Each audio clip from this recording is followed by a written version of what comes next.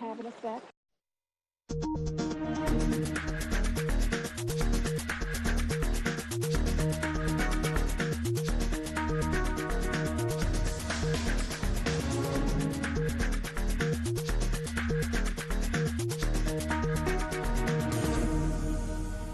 Hello and welcome to Shaka Extra Time, a show that comes to you every Tuesday. Joining me on set is Shaka Sali himself, aka the Kabale Kid. Hello, Shaka. Hello, Paul. How are you? Well, unfortunately, I can't really tell you, as I often say, that I'm hugely terrific. Why not? Or that I am simple, easy, and awesome. Because I lost a childhood friend, Peter Ogarama. My condolences to you. Thank you very much. A kid from Cavalry, where my journey in life began. And as you know, I am working on a memoir whose working title is Defying the Odds,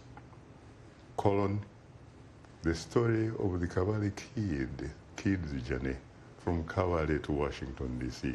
And Peter was one of those key guys that had in fact agreed to make a contribution to that particular journey. So may his soul rest in eternal peace, and of course condolences to his family. And also I am disturbed by what is happening in South Africa. You know what is happening in South Africa. The xenophobic type of behavior. It puts a lot of people's lives in danger. It is not the first time it has happened. It has happened several times. But I guess given the history of what was once apartheid South Africa, the type of colonialism that obtained there for centuries, I guess one can probably put certain things in the context. But I think it's a high time that the government stepped up, really stepped up and figured out how to address some of those issues. Speaking of the government, let's go to a comment here. Let's go to Gerald Mwitawa. He says, why are South African leaders are not addressing xenophobia with the urgency it deserves? Maybe in fairness to the president today, he came out and strongly condemned what's going on.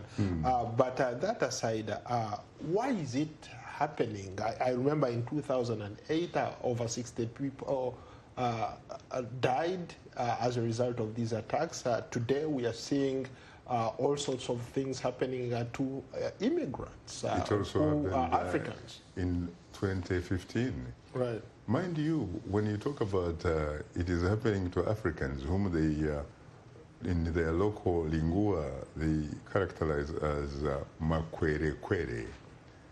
These people come from other African countries whose governments supported the end of apartheid very, very much, and helped, in fact, South Africans who needed social political sanctuary for years and what have you. But I think that, again, you have to look at the situation in South Africa and put it in historical context. You're talking about a society that was built on socio-economic injustice for centuries, really, and for decades under apartheid. So it's not something that has quick fixes. It's not something that you can address it through an incident or an event. It has to be a process. And South Africa, as we know it now, came into being back in 1994.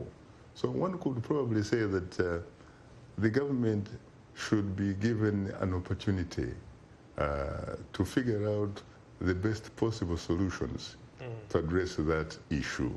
But it's an issue that is not going to be very easily addressed, because you're talking about millions of people who do not have the appropriate skills, for example, to put in a situation where they can earn a decent living. You're talking about a population, for the most part, that was denied not only education, but quality education. So you're talking about a population that did not know what hope meant, a population that did not know what opportunities really are or what they meant. So it is going to take a sort of social, cultural, I guess, Marshall Plan, so to speak, in order to provide the needed and the badly needed hope in order for South Africans, really, at least the vast majority of them, to feel that they belong. What do you make of the argument of some scholars have said that South Africa shouldn't be the country that is actually, or South Africa shouldn't be the people that are attacking immigrants, because when they were dealing with the apartheid regime, a lot of African countries opened up their doors and allowed in South Africans ready to seek a refuge there. So this shouldn't be the time for them really to attack other Africans. I think you are right, but you see, it is not the government that is attacking the Africans from other African countries, nor is it in fact, at least there are no facts suggesting that there is a government policy. No, it is individuals taking things in their own hands because they are very frustrated.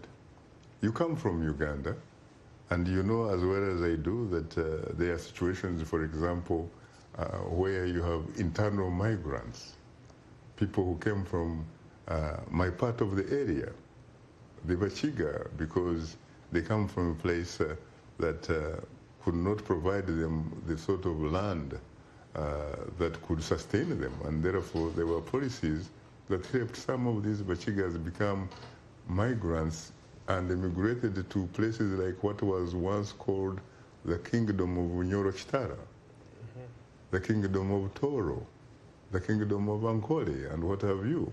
And you know what happened to some of these immigrants in Bunyoro? There were problems because some of these people came, and as you would expect, they were obviously very, very hungry.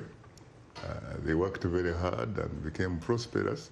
And some of these locals began to look at them, obviously, as threats to their lifestyle, competing for what they thought actually belonged to them.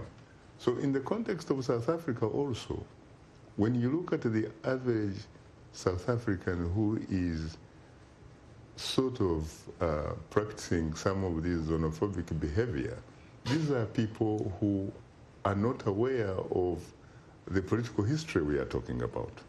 It really has nothing to do with them. They are talking about their immediate needs and requirements in order for them to be people who are human beings. And these are people who somehow look at these African immigrants from other African countries as people who are coming to take away their jobs, to take away their opportunities, and in some cases also to compete with them when it comes to the services that are provided by the government and all that kind of stuff. And people in those types of situations usually look for someone to blame, really. They look for something that they feel comfortable blaming in order to feel that they are at least, you know, somebody. It is not limited to South Africa. Sometimes you see this happening in Europe. You go to Germany, when the economic indicators are down, you begin to see some of these people exhibiting, you know, what some would characterize as racial tendencies and all that kind of stuff. Sort of blaming sometimes the victim, as a matter of fact. So I think the government needs sincerely to sit down and figure out a very long time sort of solution that will help address some of these issues. Yeah, Shaka, before we continue, let me apologize to our audience. We are not streaming live. We are having some technical issues, but as soon as the signal gets back on air, we should be able to continue with our show. Shaka, speaking of immigration, it's not just South Africa that is dealing with this immigration issue. When you rightly talked about how Europe is looking at immigration, but we also have the same issue here in Africa, rather in the United States. You have a lot of people wanting to come to United States. You have a lot of people wanting to go to Europe. You have a lot of people wanting to go to these African countries that are doing very well. What are those factors that are pushing, and those factors that are pushing these people to leave their respective countries? I think obviously the factors social, political, economic. You find, for example, that a lot of African countries are democratically challenged. And if they are democratically challenged, what it means is that these are societies that are not built in a manner that is based on what you would call or driven by strong institutions.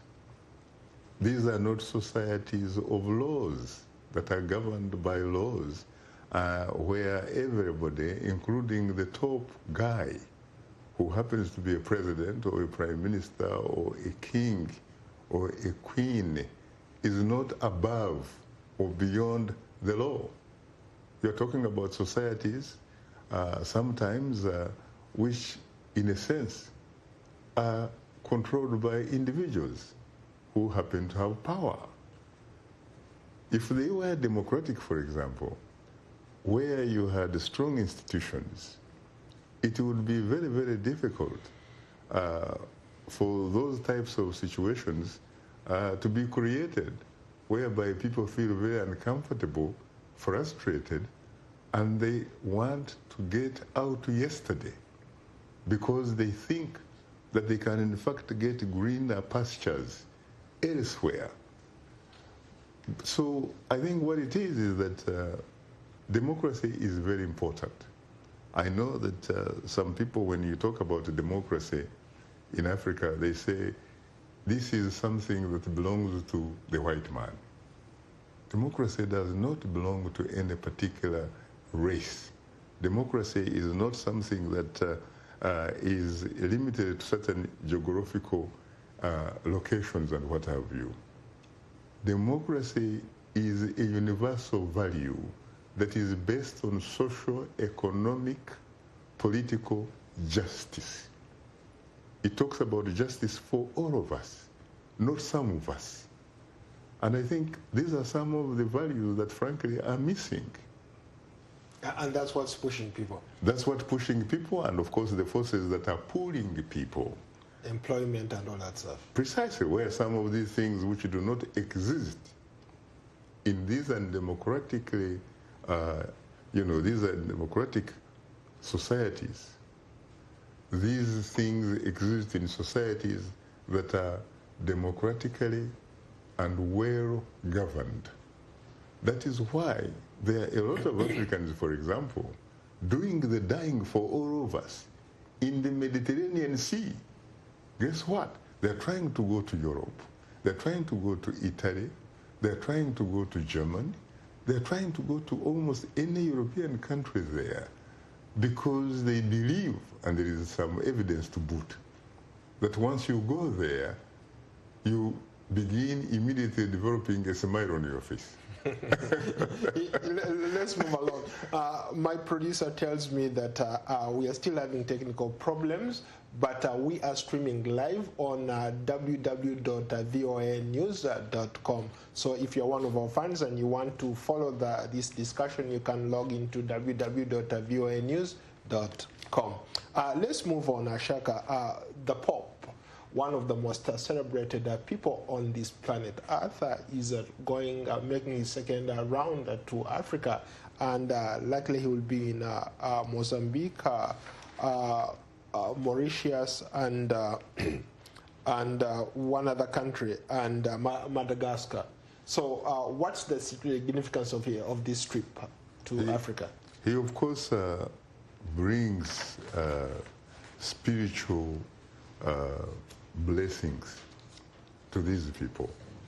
But what is interesting about the Pope, you talk about how powerful a figure the Pope is, which is true, but in relative terms, the Pope used to be even huger, even much more powerful a long time ago.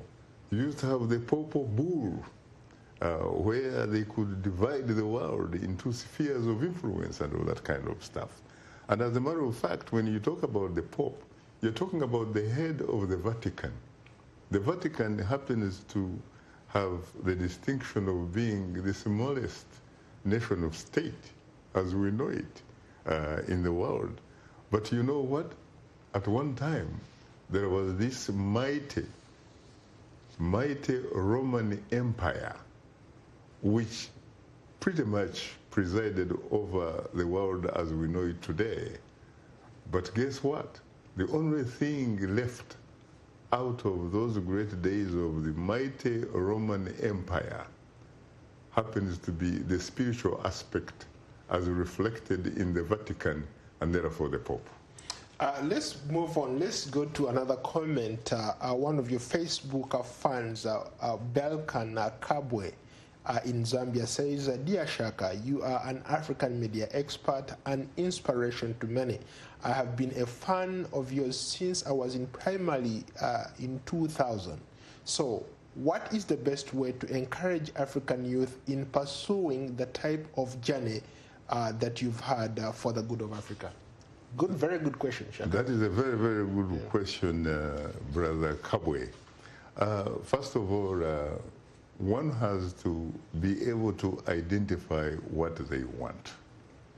You have to be able to identify what you want, because when you do identify what you want, then you have the opportunity to look for the appropriate tools that you might need in order to navigate and negotiate your way to your destination. But in fact, I should be able to say that all of life really is about passion, is about action, is about reaction. And to ignore the passion, the action, the reaction of your time or your generation is to risk having not really lived at all, to occupy space. And Paul, let's face it, when you look at Africa, for example, it is an incredibly endowed with wealth.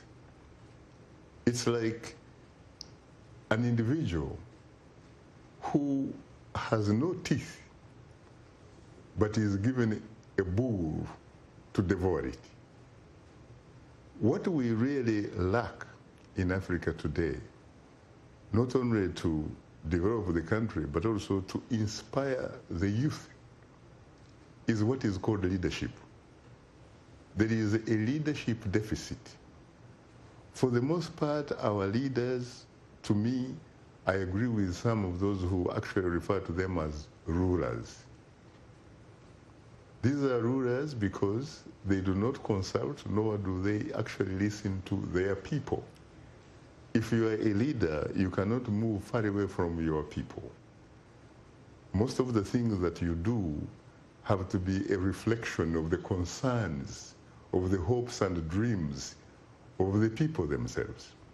But in this particular case, you have a set of rulers, a set of individuals who are patriotic to their stomachs, the stomachs of their families and friends, not society, not country, but they talk the talk without walking that particular talk so that their people can actually do the work. Shaka, how about the issue of education, having quality education? For example, investing in the human resource. Just for example, like Singapore, was able to really lift itself out of poverty, and they are now considered first class because they invested a lot of resources in the human infrastructure or human capital.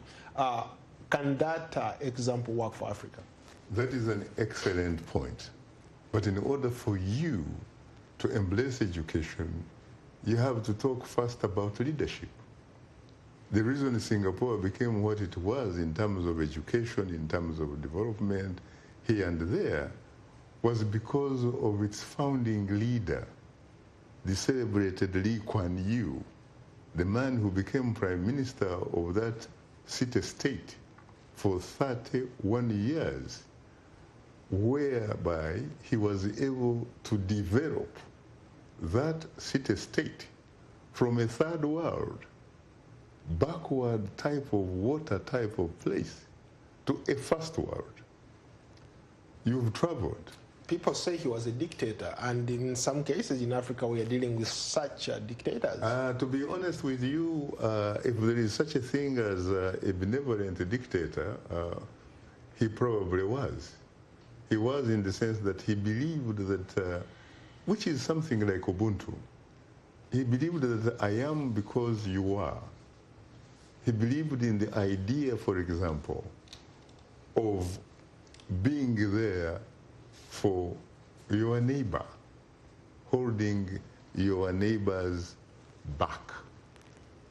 He believed that there were certain, perhaps, individual civil liberties that could probably be overlooked if those were to be in the interest of the entire society. For example, when it came to education, everybody was entitled to have unfettered access to those types of skills, because Singapore had three large communities: the Chinese, the Indian, and the majority Malays. But he made sure that all the three interacted and they had a right to access the same privileges and rights. I can say that we are finally streaming live. Let me do a quick follow-up. How about people who argue that maybe that perhaps the current educational systems across the board, and I'm talking from maybe primary level to university level, maybe need a rethinking of some sort? It is very interesting that you raise that point, Paul, because as a matter of fact, tomorrow on Straight Talk Africa, we are going to be talking about rethinking the educational curriculum so that it can actually be the sort of curriculum that equips the students, equips the young people with the type of skills, the type of knowledge that is needed for them to be able to effectively function in the real world. We're talking about, again, a place like Singapore, which makes sure that not everybody necessarily has to go to university. Not everybody necessarily has to be an intellectual. But you can also use your fingers, for example, your hands, and what have you, but produce a product that is very valuable to such an extent that you can also be reasonably well rewarded, so that you do not really wish that you hadn't gone to university. Germany does the same thing. That's why it produces some of the best automobiles on this planet Earth.